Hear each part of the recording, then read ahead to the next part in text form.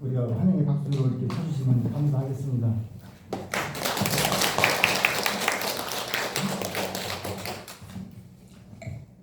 3주 만에 다시 뵙습니다. 제가 한 12년 전에 수철리교회에 처음 와봤을 때 제가 교회를 보면서 이런 교회에서 목회했으면 좋겠다라는 생각을 했었습니다. 네, 이 교회에 왔었거든요. 12년 전에. 그래가지고 이 교회에서 목회를 하면 참 행복할 것 같다 이런 생각을 했는데 그때는 이제 교회만 보고 그렇게 생각을 했던 거죠. 근데 이렇게 저번 3주 전에 와가지고 예배 드리면서 우리 성도님들 보니까 더 행복하겠다라는 생각이 들더라고요. 아멘. 근데 저를 선택해 주셔서 네, 하나님의 인도하심이 있었지만 정말 제가 수철리교회에 와서 이렇게 목회를 하게 될 거라고 상상을 하지 못하고 있었거든요. 한 10여 년이 지난 후에 하나님께서 저를 여기로 보내주시는 걸 보면서 하나님께서 참 좋은 분이다. 저에게 좋은 일들을 행하시는 분이다. 이런 생각을 좀 하게 되었습니다. 그래 저는 하나님께서 보내주셨고 또 우리 성도님들이 허락해 주셨기 때문에 제가 여기 있기 때문에 저의 꿈은 우리 성도님들과 함께 허락하시는 대로 오래오래 이 수철리교회에서 행복하게 목회를 하는 거고 행복한 교회를 만들어가는 게 제 목표입니다. 그리고 아름다운 교회를 좀 만들었으면 좋겠다. 정말 교회를 아름답게 바꾸어 갔으면 좋겠다라는 생각을 하면서 말씀을 준비하게 됐는데 지금도 수철리교회는 참 좋은 교회인 것 같습니다. 우리 성도님들이 이렇게 들어올 때 인사하면서 보니까 표정도 밝으시고 이렇게 좀 힘든 몸을 가지고도 예배 자리를 사모하셔서 나오시는 걸 보면서 너무 좋은 교회다라는 생각은 했지만 그래도 어떻게 하면 조금 더 행복한 교회, 더 좋은 교회를 만들어갈 수 있을까 이런 것들을 기도하며 말씀을 이렇게 묵상하게 되었습니다. 제가 어제 너무 긴장을 해서 잠을 한숨도 못 잤어요. 입이 바짝바짝 말라가지고 물 한 모금만 마시고 네, 말씀을 계속 나누도록 하겠습니다.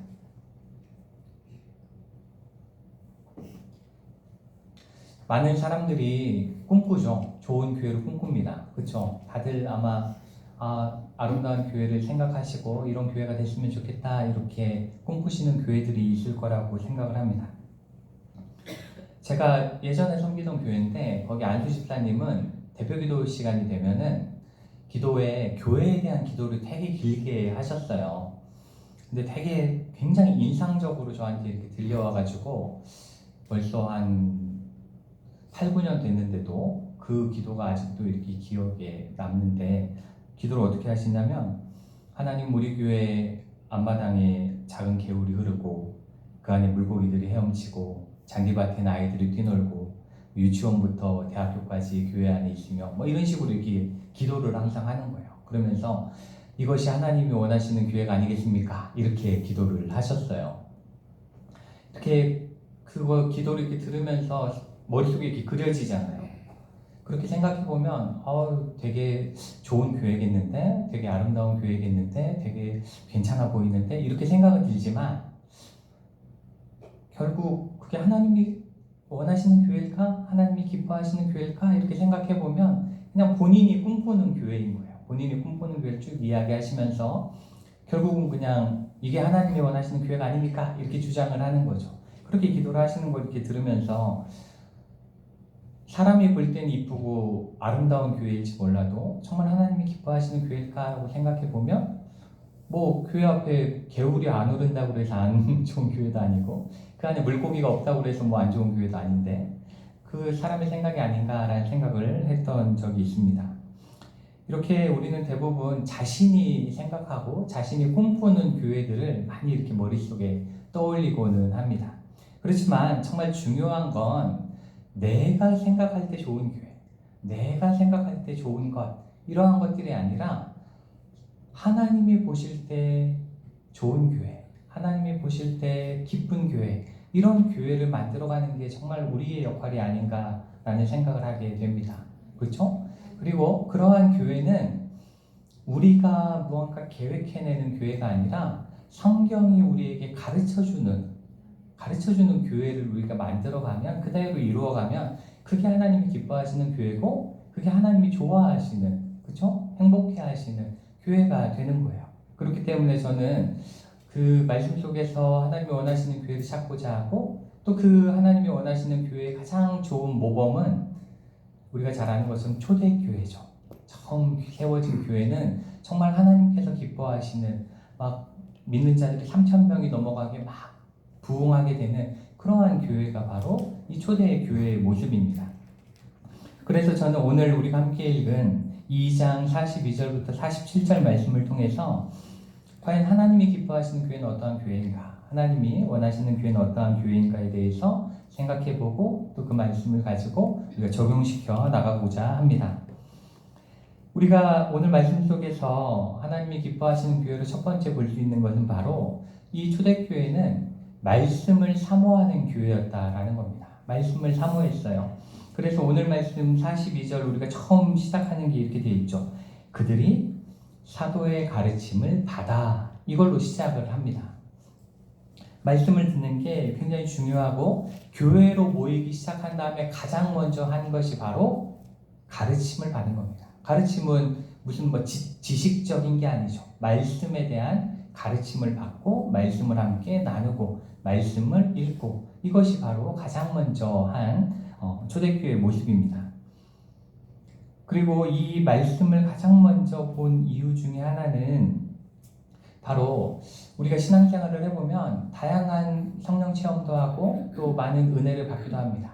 그렇지만 말씀이 기초가 되지 않으면 그 은혜가 도리어 되게 위험해지는 경우들도 있습니다. 그래서 오늘 말씀 2장 앞쪽을 보시면 이 오순절날 성령이 임하잖아요. 성령이 뜨겁게 교회 가운데 임하는데, 그 성령의 체험을 다 한 다음에 가장 먼저 한 행동이 뭐냐면, 베드로가 일어나서 그 하나님의 역사가 왜 일어나는가, 하나님의 역사란 무엇인가에 대해서 성경을 통해서 설명하는 걸로 이야기가 계속 이어져요. 그 말은 성령의 뜨거운 은사들을 막 체험하고 끝나면 그거에만 집착하게 된다는 거예요. 그거에만 집착하고 그것만 추구하고, 그러다 보면 말씀에 기초 없이 은사들이 세워지면 그것이 때로는 교만이시기도 하고, 그렇죠? 잘못된 방향으로 신앙의 방향이 틀어지게 되는 경우들도 많이 있습니다. 그래서 많은 열심히 있는 분들이 은사 이런 거 받는 걸 굉장히 사모하시고 성령에 체험하는 걸 되게 좋아하세요. 그런데 그러한 것들이 갖는 최대의 그 위험한 부분이 뭐냐면, 그것 때문에 교만해지시는 경우들을 많이 우리는 발견하게 됩니다.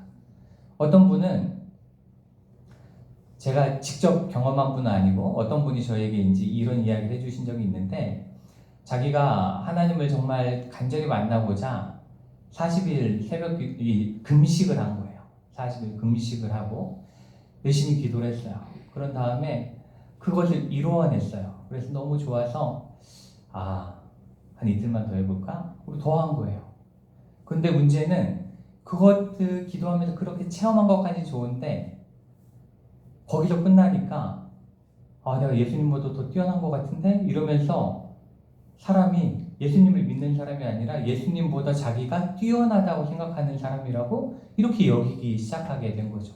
이렇게 말씀에 기초 없이 그냥 그런 체험만을 추구하고 체험을 하게 되면 그런 위험을 이렇게 문제가 되기도 하고, 또 어떤 분들은 예언의 은사를 받는 분들이 처음에는 잘 예언을 합니다. 근데 이 말씀의 기초가 잘 잡혀있지 않은 상태에서 예언을 하면 어느 날부터 그것을 자신을 드러내는 도구화하고 사람들을 이용하는 도구로 사용하는 경우들을 종종 보게 돼요. 그러다 보니까 은사가 은혜가 아니라 도리어 하나님으로부터 멀어지게 되고 사람들을 더욱더 시험에 빠지게 만드는 그러한 결과들을 낳게 되기도 합니다. 그런데 우리가 교회를 다녀보면 말씀을 사모한다라고 이야기하면서도 말씀을 좀 소홀히 하는 경우들이 좀 있어요. 제가 몇 가지 예를 들어드리면, 저는 이제 성경 우리가 본문 읽잖아요. 말씀 전에 성경 본문을 읽는데 본문을 좀 길게 잡는 걸 좋아합니다. 이렇게 뭐 한 장을 잡기도 하고 뭐 열몇 절을 잡기도 하고 이렇게 잡는 경우들이 있었어요. 근데 이제 성경 봉독을 하고 예배를 마치고 딱 이제 뒤에 가서 인사를 하는데 어떤 분이 나가면서 아우 지겹게 성경 본문을 왜 이렇게 길게 해가지고 성경 읽는 게 힘들었다 이런 이야기를 하시는 거예요. 근데 생각해보면 설교가 더 중요한 게 아니에요. 그쵸? 말씀이 더 중요한데 그거 읽는 거 한 장 읽는 것도 힘들어 하시는 거예요. 지겨워하시고 막 이러더라고요.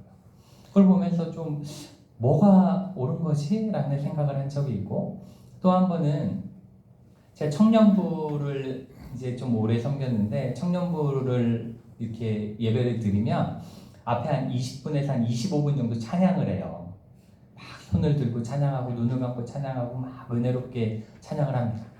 근데 청년부 예배가 보통 오후 2시 이렇게 드리거든요. 오전에 이제 어른들 예배가 이렇게 있으니까. 근데 이제 찬양을 은혜롭게 하고 이제 마치고 기도하고 제가 설교를 하려고 딱 올라가면 이미 그 청년들은 찬양이 끝난 후에 식곤증에 빠지기 시작하더라고요. 그래가지고 이미 잘 준비를 하고 있어. 눈을 막 이렇게 반쯤 딱 감고 있는 거예요. 아니 그 찬양으로 은혜 받으면 뭐예요? 그렇죠? 말씀이 기초가 안 되는데 말씀이 없는데 그 찬양만 가지고 크게 좋으니까 그 시간은 좋으니까 거기서 머물러 있는 거예요.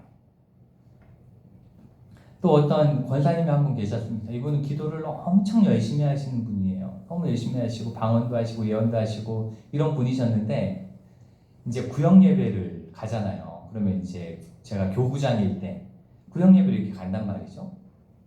가서 예배 인도를 하려고 이렇게 하면 찬송가 부를 때까지 좋아요. 근데 설교를 딱 시작하시려고 그러면 막 코를 고셔. 갑자기. 어떻게 그렇게 빨리 잠드시는지 모르겠어요. 딱 설교를 시작하려고 그러면 눈이 딱 감겨있어. 막 이렇게 목이 이렇게 뒤로 넘어가면 막 그러는 거예요. 그래서 도대체 왜 이러시나 하고 설교 기도를 탁 마치면 눈을 탁 뜨셔요. 그리고 막 다과를 하고 막 얘기를 또 하셔요. 그래가지고 이걸로 어떻게 내가 받아들여야 될까. 제 목소리 좀 졸리죠? 그래서 그런 것 같긴 한데 너무 잘 주무시는 거예요. 근데 그게 문제가 뭐냐면 그러다 보니까 말씀의 기초가 없이 그런 은혜들만 막 그런 눈에 보이는 것들만 추구하다 보니까 그분들하고 대화를 해보면 또 청년들하고 대화를 해보면 전혀 성경적이지 않은데 어디서 주워 들은 것 많아가지고 그게 성경적인 것처럼 이야기를 이렇게 해요. 자기가 막 어디 막 집회 가서 들은 한마디 가지고 혹은 뭐 요새 청년들은 인스타그램이라고 그래가지고 이렇게 영상으로 이렇게 짧게 보는 것들이 많거든요. 거기서 하는 이야기 들은 거 가지고 마치 그게 성경에서 이야기한 것처럼 이야기를 하는 경우들이 많이 있어요. 그러다 보니까 저는 답답하죠. 아니 뭐 은혜 받은 것 같고 뭔가 교회 열심히 다니는 것 같고 교회도 열심히 하는 것 같은데 정작 이해하는 거 보면 말씀적인 기초는 없는 것 같고 되게 안타깝고 또 제가 소년부하고 그러니까 아동부하고 청년부를 같이 했어요. 근데 성경 퀴즈를 해보면 누가 더 잘할까요? 아동부가 더 잘해요. 청년부는 아동 때부터 다녔는데도 몰라요. 그래가지고 성경 뭐 예를 들어 예언서 막 이런 거 찾으면 이사야 찾으라고 막 신약 펴고 막 찾고 그래요. 청년이. 그 문제가 뭐예요? 말씀이 기초가 안 돼 있는 거예요. 근데 성경은 분명히 이야기합니다. 교회는 가장 중요한 교회에 우리가 모이는 목적은 바로 말씀을 함께 읽고 말씀을 함께 나누고 말씀을 실천해내기 위해 격려하기 위해 우리가 모이는 거란 말이죠. 그렇기 때문에 저는 이 수철리 교회에서 목회를 하면서 가장 먼저 하고 싶은 거는 말씀을 좀 열심히 함께 나눴으면 좋겠다라고 생각을 합니다. 그래서 새벽에도 또 수요 예배나 오후 예배 때도 주일엔 좀 이 11시 예배 때는 본문을 길게 잡기 좀 어려우니까 그때는 좀 말씀을 길게 읽고 또 그것을 함께 나누고 또 그것을 가지고 기도하고 어떻게 실천할지 생각해보고 이런 식으로 좀 말씀을 중요시하는 사역을 좀 하고자 합니다. 그리고 또 뭐 특별기도회 이런 것도 굉장히 중요하지만 저는 우리 성도님들이 허락하시면 이렇게 시간을 같이 들여서 성경을 통독하고 그 가운데서 은혜를 누리고 이런 것들 좀 했으면 좋겠다라는 생각을 하고, 그것이 초대교회를 통해서 우리에게 하나님 주시는 정말 교회의 중요함이 있기 때문에 그래요. 그렇기 때문에 그런 것들 함께 할 때 왜 이렇게 본문 오래 읽냐고, 성경 왜 이렇게 길게 읽냐고 하지 마시고 함께 열심히 읽고 그 가운데서 은혜들을 나누는 우리 성도님들 되시기를 주님의 이름으로 축복합니다. 네. 그리고 두 번째로 하나님께서 기뻐하시는 교회는 사랑의 교제가 있는 곳이에요. 우리 안에 사랑의 교제가 있고 아름다운 교제들이 나누어져야 합니다.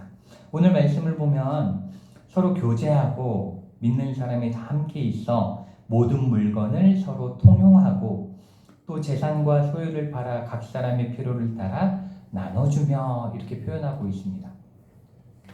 많은 분들이 이 말씀을 좀 두려워합니다. 왜냐하면 모든 물건을 통용하고 재산과 소유를 팔고 이런 거 나오니까 좀 어려워하세요. 근데 여기서 교제라는 말은 헬라어로 코이노니아예요. 코이노니아. 요거는 굉장히 많은 이 교회 다니는 사람들이 많이 쓰는 용어니까 꼭 기억하시면 좋습니다. 교제는 뭐라고요?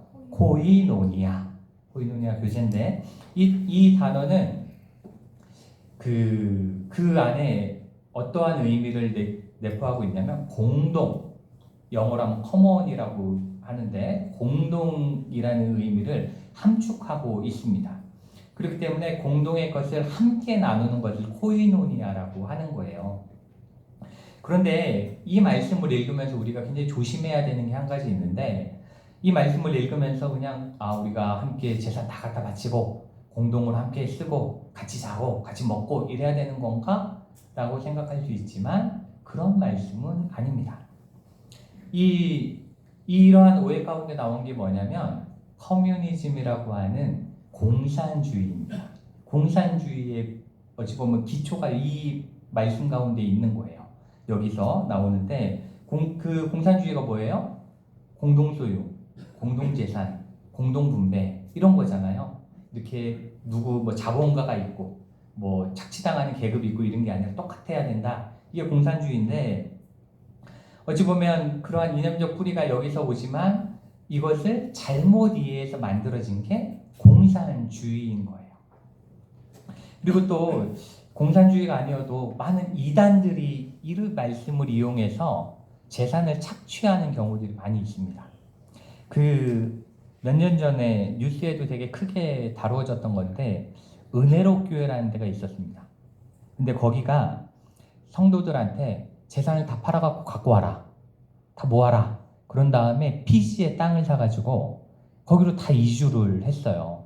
근데 그 안에서 막 이렇게 때려가지고 죽고 이래가지고 문제가 되고 뉴스에 나온 적이 있는데, 거기가 이런 것들을 가지고 이제 막 재산 다 갖다가 같이 그 공동생활을 하기도 하고, 또 돌나라라는 이단이 있습니다.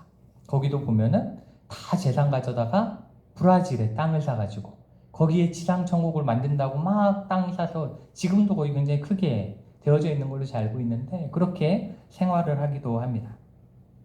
그런데 결국 거기 따라간 사람들이 재산 다 갖다 바치고 어떻게 됐냐? 교주한테 다 뺏기고 노동만 하며 사는 거예요. 그거 한번 이렇게 가끔 TV나 이렇게 이단들 하는 다큐멘터리 보시면 착취당하고 또 말 안 들으면 서로 고발하게 해가지고 공산당처럼 막 구타하고 그렇게 하는 경우들이 있거든요. 이렇게 이 말씀에 대한 잘못된 이해는 어찌 보면은 이러한 잘못된 이단 때문에 많은 사람의 마음에 상처를 주기도 하고 아픔을 주기도 하고, 또 공산주의와 같은 정말 있어서는 안 되는 정치 체계가 존재하게 하기도 합니다. 그런데 오늘 이 사도행전이 말씀하시는 교제는 그러한 단순한 공동소유를 이야기하는 게 아니에요. 그리고 이 말씀을 보면 다 그렇게 보이지만 사도행전 5장에 보면 아나니아라는 사람이 재산을 몰래 빼돌리고 갖다 바치는 그 내용이 바로 이어져 나오는데, 거기서 5장 4절에서 이런 말씀이 있어요. 이제 그 속인 걸 안 다음에 물어봅니다. 땅이 그대로 있을 때에는 내 땅이 아니며 판 후에도 내 마음대로 할 수가 없더냐? 이렇게 묻거든요. 그 말은 땅이 그대로 있을 때 네 거 아니었냐? 이렇게 묻거든요. 그 말은 초대교회 때는 사유재산을 인정하고 있었다라는 거예요. 개인의 재산을 인정하고 있었다라는 거죠. 이러한 사유재산에 대한 이해를 하고 이 말씀을 다시 보면 이 말씀은 어떠한 의미냐면 서로 간에 너무나 사랑해서 서로 간에 너무나 신뢰가 가득 쌓여서 하나님 안에서 정말 하나됨을 이루고 있기 때문에 서로 함께 쓰는 것처럼 도왔다. 함께 쓰는 것처럼 나눴다. 이러한 이야기로 우리가 받아들여야 되는 겁니다. 초대교회에는 다양한 계층의 사람들이 존재했어요. 못 살기는 노예에서부터, 노예는 재산이 아예 없죠? 아예 재산이 없는 노예부터 아주 부유한 귀부인에 이르기까지, 귀족에 이르기까지 교회 안에 함께 있었습니다. 또 아주 극빈층이었던 과부나 고아, 이러한 존재 사람들도 그 안에 있었죠. 그러다 보니까 교회 안에 매우 잘 사는 사람도 있었고 아예 못 사는 사람도 있었습니다. 그럴 때에 이 잘 사는 분들이 힘들고 어려워서 매일 괴로워하는 분들을 위해서 하나님의 사랑으로 아낌없이 도와줬다라는 걸 이야기하는 거예요. 그 사람들을 긍휼히 하는 마음이 가득해서 그것을 나눠줬다라는 이야기죠. 그 말은 우리 안에 참된 하나님이 원하시는 교제가 있으려면 우리 안에 뭐가 있어야 돼요? 예수님의 사랑이 먼저 있어야 되는 겁니다. 그리고 우리 안에 서로를 향한 깊은 믿음 안에서의 신뢰가 있어야 되는 거예요. 우리가 신뢰하지 못하면 이거 조금 도와줬다가 떼이는 거 아니야? 막 이럴 수 있잖아요. 정말 깊은 신뢰가 있고 서로가 서로를 사랑할 수 있을 때 이러한 교제가 가능하다라는 겁니다. 그리고 그 요한복음 13장 34절로 35절에서 이렇게 말씀하세요. 새 계명을 너희에게 주노니 서로 사랑하라. 내가 너희를 사랑한 것 같이 너희도 서로 사랑하라. 너희가 서로 사랑하면 이로써 모든 사람이 너희가 내 제자인 줄 알리라.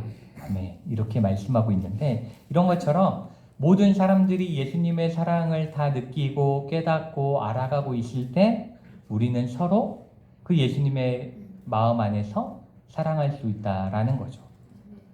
그래서 저는 우리 수절리 교회 안에도 이러한 사랑의 교제가 있었으면 좋겠다라고 생각합니다. 이 공동소유, 공동분배 이런 공산주의처럼 서로 막 다 갖다 바치고 이러한 것도 아니고 저는 교회 안에는 금전거래는 절대로 없었으면 좋겠습니다. 대부분의 교회가 문제를 겪을 때, 어려움을 겪을 때 나 못 믿어? 그러면서 금전거래하다가 문제되는 경우 굉장히 많거든요. 아마 그런 소문들 들어보신 분도 계실 텐데 교회마다 그게 굉장히 어렵습니다. 저는 금전거래를 하시라는 게 아니에요. 정말 우리가 예수님의 마음으로 사랑함으로써 그 사람을 위해서 함께 기도하고 도울 수 있는 부분을 아낌없이 도울 수 있는 사랑의 마음을 갖게 됐으면 좋겠다라는 거죠. 그러기 위해서 가장 먼저 해야 될 것은 제가 먼저 우리 성도님들 사랑하고 섬기는 게 가장 중요하다고 생각을 합니다. 그래서 정말 제가 이 수철리 교회에서 있는 모든 시간 동안 우리 성도님들의 발을 씻기는 그 마음으로 언제나 예수님의 마음으로 사랑하며 나아갈 테니 우리 성도님들도 그걸 거부하지 마시고 제가 다가가는데 뒤로 물러나지 마시고 저와 사랑의 교제를 먼저 나누시고 그리고 우리가 서로 사랑할 수 있도록 예수님의 마음을 함께 알아가고 또 앞에 말씀을 함께 나누면서 그것을 통해서 서로를 향한 신뢰와 사랑을 우리가 점점 쌓아가면 정말 우리가 이 초대교회와 같은 그러한 믿음의 교제, 사랑의 교제를 하는 교회가 될 거다라고 믿습니다. 그래서 저는 그 교회 보통 부목사는 좀 큰 교회 있잖아요. 그렇죠? 교회 규모가 돼야 이제 부목사를 쓰니까 제가 있던 교회들에 이렇게 있어 보면 가장 안타까웠고 제가 큰 교회가 참 싫었던 있지만 그러면서도 안타깝고 싫었던 이유 중에 하나가 예배가 끝나면 한 5% 정도의 교인을 제외하고는 다 그냥 우르르르 집에 가십니다. 다 그냥 집에 가세요. 그러니까 누가 누군지도 모르겠고 그분이 뭘 하는 분인지도 잘 모르겠고 그분이 우리 교회 다니는지도 모르겠고 막 이래요. 그게 너무 안타까웠거든요. 그리고 그런 경우도 봤습니다. 서로 싸웠어요. 뭔가 문제가 있어 싸웠어. 그래갖고 경찰서에 갔어요. 서로 목사님한테 전화를 해서 불렀어요. 근데 한 목사님이 오신 거예요. 같은 교회 다니면서도 같은 교회 교인인지도 모르는 거예요. 그런 걸 보면서 정말 저는 안타깝다라고 느꼈거든요. 교회라는 데가 단지 그냥 예배드리고 내 믿음 챙겨가는 곳이 아닙니다. 교제가 있는 곳이에요. 그렇죠? 교제가 있어야 아름다운 교회인 거예요. 그래서 저는 수철리 교회를 그때도 와서 참 좋았던 게 제가 일주일이면 다 신방할 수 있겠더라고요. 제가 다 만나뵐 수 있을 것 같더라고요. 그래서 너무 좋고 행복했는데 예배 끝나면 꼭 저와 손을 한 번씩 잡으시고 제 이름도 아직 잘 모르잖아요. 그렇죠? 저와 통성명도 좀 하시고 또 식사도 한번 같이 하시고 농담도 같이 하시고 이렇게 정말 가족처럼 가까워졌으면 좋겠다라는 게 제 소원입니다. 가장 먼저 하고 싶은 게 그거예요. 우리 성도님들하고도 사랑의 교제를 못하는데 제가 어디 가서 전도하고 누구랑 뭐 대단한 일을 하겠습니까? 그래서 우리 성도님들을 정말 최선을 다해 섬길 때 우리 성도님들도 저에게 사랑을 같이 주시고 우리가 정말 하나님 안에서 뜨겁게 사랑하는 교회가 되기를 원합니다. 그리고 마지막으로 하나님께서 기뻐하시는 교회는 열심히 기도하고 예배하는 교회죠. 그렇죠? 열심히 예배하고 열심히 기도하는 곳입니다. 오늘 말씀 보시면 이 당연한 것에 대해서 이 표현들을 좀 강하게 썼어요. 그래서 오늘 말씀 46절을 보시면 날마다 그죠? 날마다 마음을 같이 했다. 그리고 성전에 모이기를 그냥 모였다가 아니라 어떻게 했어요? 힘쓰고 그죠? 열심히 했다라는 거죠.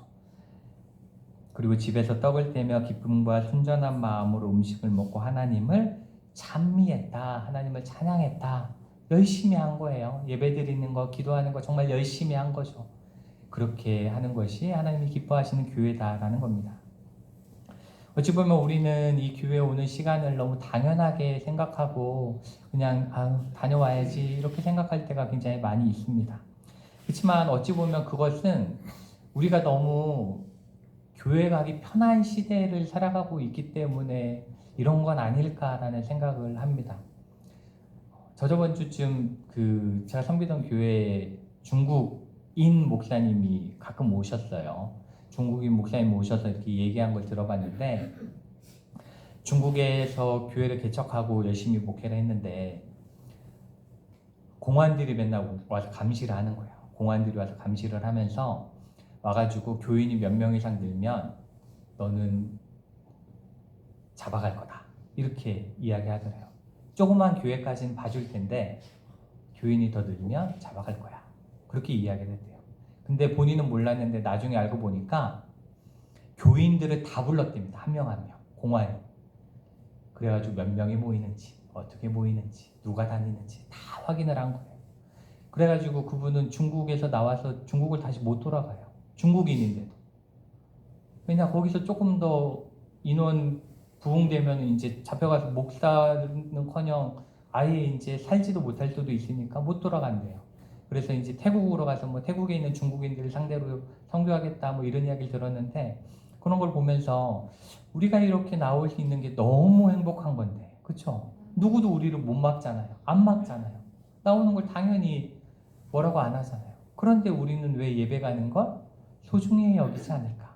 누군가에겐 너무나 소중하고 목숨을 걸고 하는 건데 우리는 왜 불평하며 예배에 나아가곤 할까? 그런 생각을 좀 하게 됐습니다.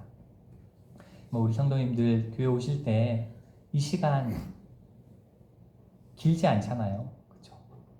그렇지만 이 시간을 위해서 마음으로 준비하시고 기도로 준비하시고 정말 하나님 사랑하는 마음으로 또 우리 함께 교제할 옆에 계신 성도님들 사랑하는 마음으로 정말 감사하며 나오셨으면 좋겠습니다.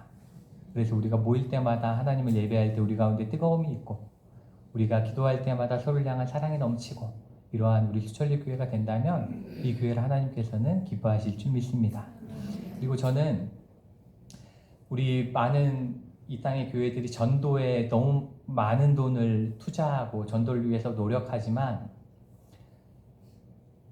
그것들보다 더 중요한 게 있다고 생각합니다. 그게 바로 우리 안에 정말 하나님이 기뻐하시는 교회를 이루고 우리가 교회에서 너무나 행복하면 돼요. 그게 돼야 세상 사람들이 보고 나는 삶이 너무 팍팍하고 힘든데 저분들은 왜 이렇게 행복할까? 저분들은 왜 이렇게 항상 은혜가 넘칠까? 왜 저분들은 찬양이 넘칠까? 그게 궁금해서 교회에 와야 그게 진짜 전도인 겁니다.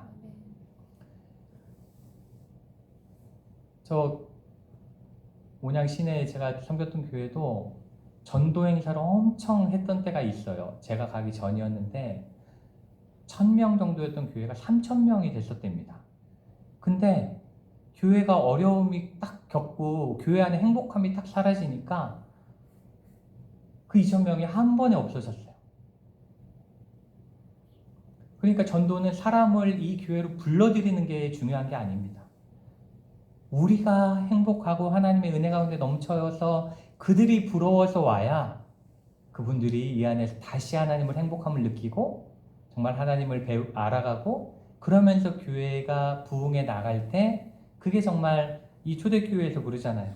하나님을 찬미하며 온 백성에게 칭송을 받으니 세상 사람들이 부러워하니 주께서 구원받는 사람을 날마다 더하게 하시니라. 이렇게 말씀하고 있는 거예요. 전도는 다른 게 아닙니다. 우리가 너무 하나님 안에서 행복해야 됩니다. 우리가 하나님 안에 사랑이 넘쳐야 됩니다.